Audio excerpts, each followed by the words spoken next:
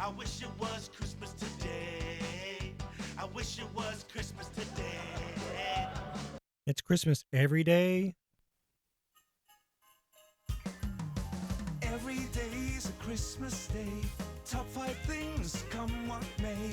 Reviews, movies, and festive cheer. Join the fun, Christmas is here. It's Christmas every day. Yes, that's right. It's Christmas every day. Welcome to the podcast that keeps the spirit of Christmas going year round. Now, my name is Troy. I'm your host. I really appreciate everybody checking out this podcast. I've been getting some really good feedback from some people. I've been getting some good download numbers.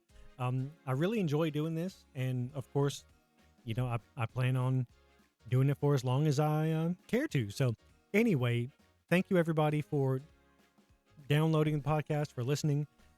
If you like the podcast, give it a subscription. Give me a like, give me just, whatever you can. And I really appreciate all the positivity that I'm getting from everybody. And Christmas all year turns out is not the worst idea at all. So anyway, thank you everybody that's checking out the podcast. Please also remember I do have a YouTube channel as well under the same name, Christmas Every Day. So give that a glance at some point, and we're all just having fun, and it's Christmas every day. So today is June 27th, 2025, Friday, June 27th.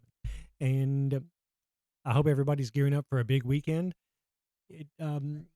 We just passed 2 days ago on the 25th, National Leon Day. And I mentioned this on my last podcast, but if this is the first time you're hearing us, National Leon Day marks the official halfway point between now and Christmas. So we're halfway to Christmas, National Leon Day. Now, Leon is Noel spelled backwards. And so I mentioned on my last podcast, I think it would be cool if somebody wrote a song called The First Leon.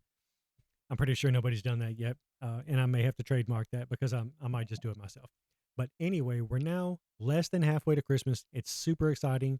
The days are going to start getting a lot shorter, and I'm all about it. Now, the problem with that is that we've still got a lot of summer left. So I'm not super pumped about that at all. But speaking of that, as of today, June 27th, 2025, it's 181 days until Christmas.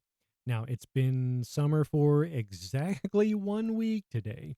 So we've still got a little ways to go.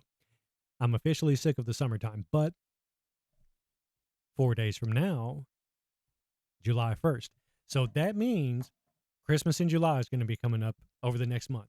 Now, I'm planning a little celebration.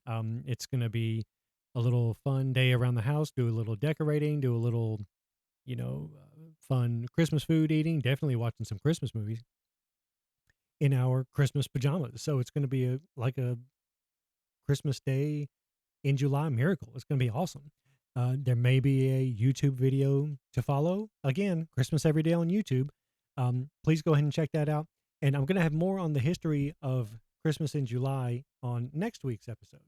So that'll be fun.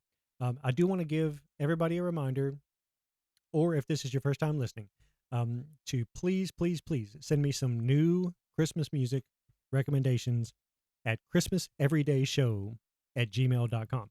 Now, I'm an older person. I haven't kept up with new music lately. I don't know who is who. And that goes for newer Christmas music too. Basically, my knowledge of Christmas music, with a few exceptions, I should say, my knowledge of Christmas music basically ends at Mariah Carey's All I Want for Christmas Is You. It's pitiful, I know. It's totally pathetic. I have heard a couple of Michael Bublé renditions of different songs, and I'm absolutely wild about Harry Connick Jr.'s When My Heart Finds Christmas album. I am familiar with that one. That may predate Mariah Carey's song. I'm not really sure. Anyway, I'm woefully behind on new Christmas music. So if everyone would please send me a recommendation on new Christmas music to check out, and I'm going to be doing reaction videos. I think reaction videos are so cool. Usually it's the younger people who are just like totally naive about everything, and they're listening to like old school rap or 80s music or old school like classic rock, and it just totally blows their mind because they've never heard anything like it. I want to do that, but in reverse. It'll be like the old dude and listening to like the new stuff. So I think it would be kind of cool. And I think it would be a really cool way for me to learn new Christmas music. So Christmas Everyday Show at gmail.com. My email address. Go ahead and send me some recommendations. I'm going to start doing Christmas reaction videos. And I've actually got one recommendation that I've gotten already, and I'm going to share that one shortly. So let's get into it. Let's get into this. So every week I'm going to be doing a Christmas character of the week, and I'm just going to spotlight a Christmas character that everybody may know, or not everybody may know, or a few people might know, or maybe not very many people will know. But ultimately, it's the characters in a lot of the favorite stories that really make the season for us. It's the characters, it's the songs, it's the lights, everything. So it's the movies. So Christmas characters are very, very important to me because everybody's got, their favorite Christmas characters. You can't watch Elf. I don't know of anybody whose favorite character in Elf wouldn't be Buddy the Elf. So Christmas characters are very important. So I'm going to spotlight one Christmas character every week. Now, for this week, you know him as one of the most famous Christmas ghosts ever. Now, I love a good ghost story. I love The Legend of Sleepy Hollow, probably my favorite short story, ghost story of all time. Wild about it. The Headless Horseman and Ichabod Crane are my two favorite characters ever. So I love a great ghost story. This ghost was a visitor to Scrooge on Christmas Eve 7 years after his own death. And he arrives to warn Scrooge that he shares a similar fate as he did, and ultimately offers a chance at redemption before it's too late. The Christmas character of this week is Jacob Marley from Charles Dickens' A Christmas Carol. Now, there are 4 spirits total in this book. Yeah, I don't really know who my favorite is. In all honesty, I haven't really put much thought into it. Jacob Marley might be the one, just right off the top of my head. I don't know. I would have to put some thought into it. But definitely a very, very important character in this movie. Marley basically appears as a spirit with a tale of woe. Since his induction into the spirit life, he was condemned to witness human suffering. He doesn't have a chance to help anybody out. And all the time, he's reminded of the times he could have helped the less fortunate while he was still alive. It's basically the central premise behind the whole story. You need to do more for other people while you're alive because you're not going to get the opportunity to do it after you're dead if you wind up like Jacob Marley. So he's weighed down by all these chains, cash boxes, lock boxes, all kinds of stuff. He's fettered, which means he's chained. And those things symbolize opportunities that he missed, that he could have taken to help the poor and the destitute while he was alive. Now he tells Scrooge of 3 visits from 3 different spirits on that night, which happens to be Christmas Eve. And they're going to show Scrooge the error of his ways and ultimately change Scrooge's, attitude about Christmas and about benevolence and about being kind to your fellow man.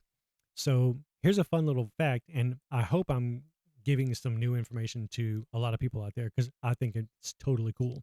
There was a book that was written in 2014 by the name of Jacob Marley. The author is R. William Bennett, and it acts sort of as a precursor to A Christmas Carol, and it also carries on the story after Scrooge's Night with the Spirit. So it's exceptionally well written. The language is basically the same that Dickens used.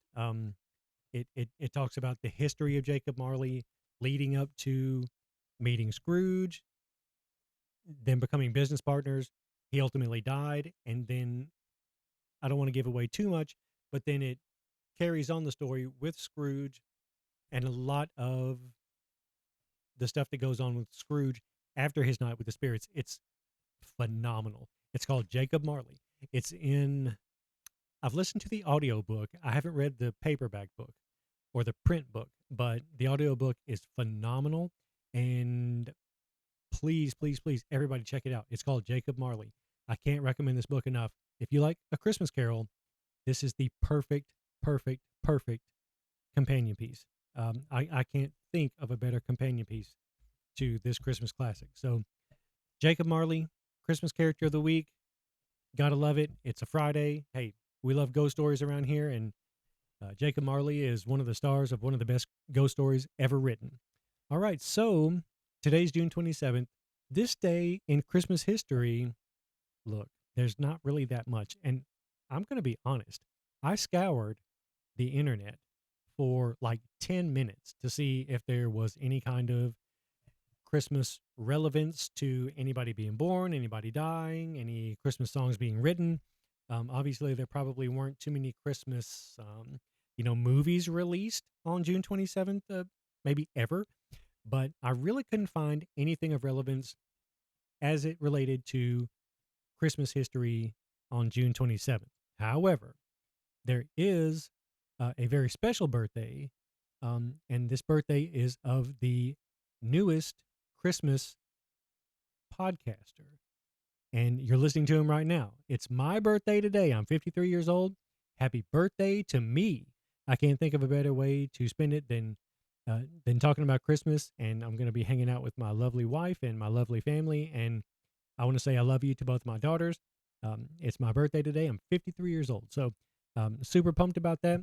This day in Christmas history, 53 years ago, this Christmas, this Christmas podcaster was born in Nashville, Tennessee. There you have it. All right. This is getting good. So I'm really, really, really excited about this next part because I love the interaction of people. I love when people send me stuff, anything they send me. I've gotten 2 listener emails so far. I read the first one last week. I got another one this week, and I'm super pumped about this. This was just a great email from a guy. I'm going to go ahead and read it. Another listener email from David Pratt. Quote, "Greetings from the great state of Texas. It is great to find a new podcast discussing my favorite time of year. I listen to many podcasts that center around Christmas. I heard you mention a few that put out new episodes year round. If you haven't, listen to, quote, Can't Wait for Christmas, unquote, by Tim Babbs. He is about to celebrate his 10-year anniversary. It is an excellent podcast." He goes on to say, "As far as Christmas songs, I recently discovered an old Christmas carol that I never heard before. In the Bleak Midwinter is a beautiful carol. Check out the version by Susan Boyle." He says, "I heard it for the first time on an episode of the television show Ghost UK. Thank you for the new podcast, and I look forward to the future shows." David, listen, thank you so much. So awesome to hear from you. I have not given that song a listen yet. I've heard of it, and I need to take a listen to it. I don't know if I want to do a reaction video to this one. There's something, I don't know. I'm going to give it a listen, and I'll probably go ahead and do a reaction. I'll probably do it in reaction video form just in case. But I do want to definitely check it out. David, thank you so much for the recommendation, and I'm totally going to give that a listen. Fantastic recommendation. All right, so the Christmas Carol of the Week. We're going to wrap this one up after the Christmas Carol of the Week because I'm getting ready to start on my birthday weekend celebration, and it's going to be phenomenal. But I do have one more second that I want to get to before we cut it short, and that's the Christmas Carol of the Week. We're going to also spotlight a Christmas Carol every week. It's going to be one of my favorites, and most of them you are probably going to be familiar with. Some of them you might not be, and that's okay, and they're all going to be good, and I've never really heard too many bad Christmas. Okay, that Neil Diamond Christmas, oh my God, it was awful. When did it come out? It came out in like 2020 or 2021, maybe 2018 or 2019. It was awful. Neil Diamond, dude, don't do any more Christmas music because the one you put out like 5, 6, 7 years ago was terrible. I can't even remember what it was called. I'm going to look it up and I'm going to let everybody know on next week's episode. It was an abominable song. Oh my God, it was so bad. I digress. there aren't very many bad Christmas songs, is what I was trying to say. But anyway, this is one of my favorites. It didn't make it to my top 10 favorite songs, but it was right there. It would have been top 15. And this is the Carol of the Bells. There are a lot of different versions of the song. Some people do it instrumentally, some people do it uh, with music and vocals, some people do it a cappella. It's a very versatile song, and it's a very, very beautiful song. Now, this was written around 1916 or so by a composer from the Ukraine, and he's got a crazy name. I'm not good with names. I really should be, because I've got a weird last name myself, so I should be, better with names than I am. I'm not really that good with it. I don't really want to try to pronounce this name. But anyway, around 1916 by a Ukrainian composer. And it premiered in the U.S. in 1922 at a performance in Carnegie Hall. Carnegie Hall. I'm not sure who exactly performed that. I haven't been able to find that particular piece of information. But it was an instant classic, and it was an instant success, and it's been remade and recorded and performed all over the world ever since then. And it's still one of the most popular Christmas carols that there is. Probably the most notable recordings or performances of this song would be the Mannheim Steamroller version that they put out in 1988. It was sort of a prog rock, sort of a I almost want to say it's sort of reminiscent of a rock opera type performance, but it was super good. I think it added a few elements to the song that didn't originally exist in the original song, but it totally enhanced the song. I love that version of it. Mannheim Steamroller from 1988 version of Carol of the Bells. And then, of course, everybody knows John Williams' version in the 1990 film Home Alone, which that whole soundtrack, good grief, it was just amazing. It's just, I don't understand how somebody can even take songs that were already written that are already amazing songs, and then just make them so much better. John Williams just had a knack for that. And so his 1990 version of the song in the movie Home Alone was just phenomenal. So anyway, I think those are that's probably the most popular and most widely recognized version of the song. But the Mannheim Steamroller version from 1988, also a super, super classic. I'm going to give a couple of seconds here of this song, and then we're going to bounce on out of here.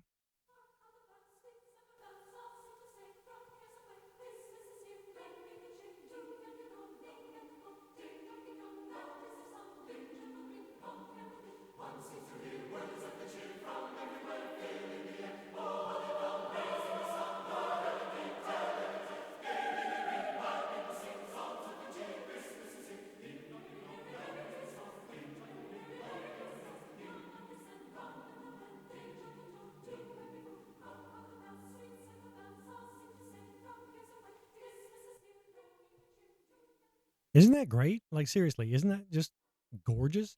And that's not even one of the most popular versions, but the music is just amazing.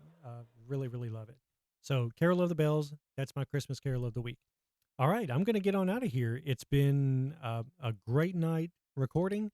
And please, please, please, again, thank you so much for everybody who's listening, everybody who's downloaded, and certainly everybody who's sent me emails.